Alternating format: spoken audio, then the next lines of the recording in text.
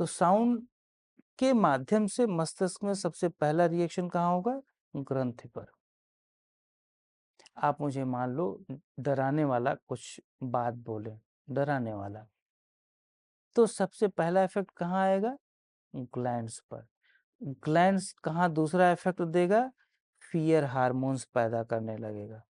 Fear hormones अगर बहुत ज़्यादा एक्सट्रीम बढ़ गया, तो वो कहाँ डालेगा फ़र्क? वो आपके पेशाब की थैली, यूरिन का ब्लैडर पर फ़ोकस कर देगा और ब्लैडर को इमीडिएट ब्लैडर में जितने भी पानी है, यूरिन है, वो बाहर फेंक देगा। इसीलिए नोट करो, जब कोई बच्चा बहुत ज़्यादा डर जाता है, तो वो अपनी पैंट में ही सूसू कर देता है। क्यों? क्योंकि यहाँ से डरा, हार्मोन्स की सीक्रेशन बहुत तीव्र हुई, साउंड के थ्रू तो डरेगा, तीव्र हुई और इमीडिएट ब्लैडर ने यूरिन को बाहर फेंक दिया।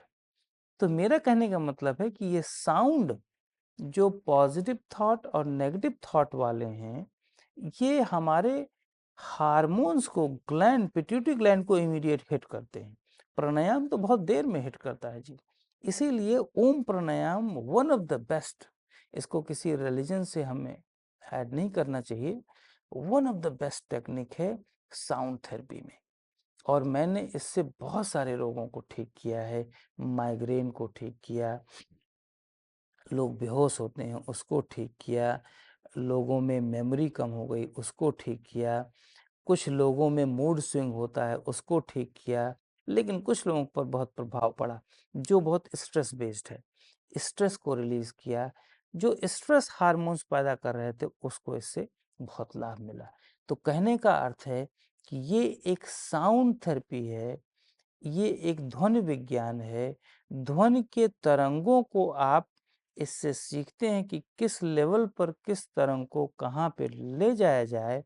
ये एक बहुत अच्छी विद्या है जो हमारे मस्तिष्क की हीलिंग करता है, मस्तिष्क की डिटॉक्सिफिकेशन तो करता ही है, रिजुविनेशन भी करता है।